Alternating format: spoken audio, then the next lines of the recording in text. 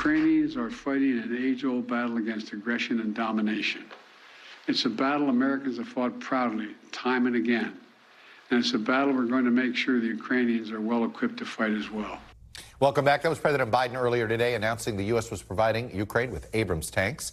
Already, some officials inside Ukraine are floating the ask for more firepower to beat back Russia, including, as we've been discussing earlier, F-16 fighter jets, with Ukraine Parliament member Kira Rudik tweeting today that getting jets from the U.S. was a work in progress. Well, joining me now is a member of the Ukrainian Parliament, and it is that person who did that tweet. It's Kira Rudik. Ms. Rudik, thank you for coming on the program. Hello, Chuck. Thank you so much for having me. All right, so let's talk about, obviously, you're happy about the announcement about the tanks. Let me ask you this. Do you feel like they're going to come in time? We know that there is a delay always between the political statement and the time when equipment or weapons arrive to the battlefield for our soldiers. And this is why we are pushing so hard, usually, for these political decisions to be made earlier rather than later, and then to speed up the logistics, and then to speed up the training to make sure that it happens as soon as possible. So no matter when they will arrive, we will make the best use of it. Put into words some of the frustration you must have watching these political debates play out. I mean, on this issue of tanks, you know, a week ago, the political discussion was in one place, and then lo and behold, here we are today having a different conversation. I'll be honest with you, it's sort of, I had a feeling this is where we'd end up, but I'm curious, did you think that? And how frustrated was it to watch this week play out? It was indeed frustrating because we had hope that at the end of the last year, when there was a decision made to give us the Patriot missile systems, that it was already a turning point in our Western allies starting to play the upper hand, the first hand. Because beforehand, for the last year, we have seen that it was usually Russia making a step one, and then the allies responding with some additional support or some more sophisticated weapons delivered to Ukraine.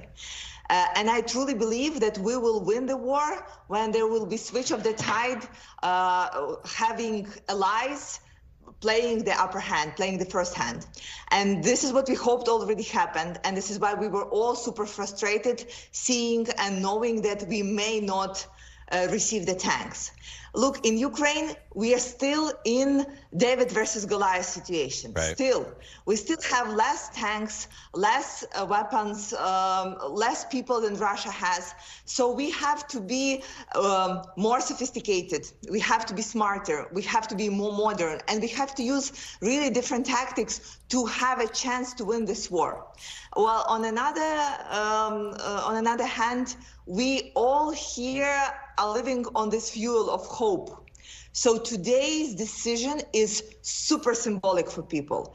It's telling us that we are not fighting this war alone, right, and that there is no impossible things. Because if we remember what happened a year ago, like all the allies were even hesitant to send us something. Right. And not only we are receiving what we were asking for, we have a chance to get what we actually need. Chuck, right now when we are speaking, there is an attack on Ukrainian city of Dnipro. There are more and more explosions that are being reported.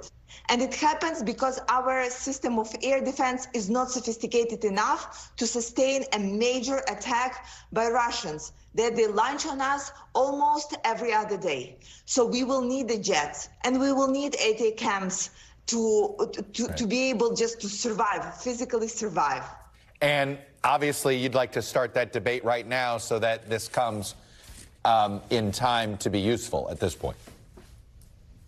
Of course, like even on the personal matter, for people to physically live and move further without the threat of being killed by a Russian missile, you have to have this defense in place. And as we spoke, it will take time, and that's why let's start this conversation right now.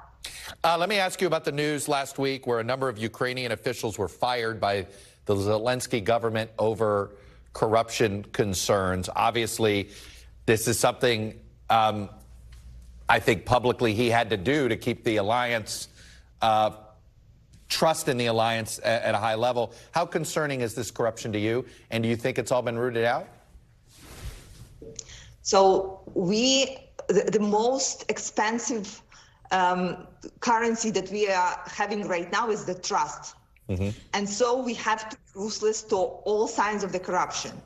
I do hope that President is cleaning up people that were appointed before and that they will be prosecuted, and it will be a very good lesson to anybody who will follow them. But I'm glad that when the first signs of this scandal were out, President was ruthless and he acted very quickly. So we are most interested to make sure that there is no sign of the corruption or like no even slightest concern is being made, because it will definitely influence the level of the support that we are receiving. And for us, again, it's a matter of life and death. Yeah, no, that's the best way to frame it, to get everybody sober and focused on the concern on this corruption issue. Anyway, Kira Rudik, a member of the Ukrainian parliament, making the case for why the U.S. government and the allies need to get air defenses up there too soon. Thank you for coming on and sharing that perspective with us. Thank you, and glory to Ukraine. Thanks for watching our YouTube channel. Follow today's top stories and breaking news by downloading the NBC News app.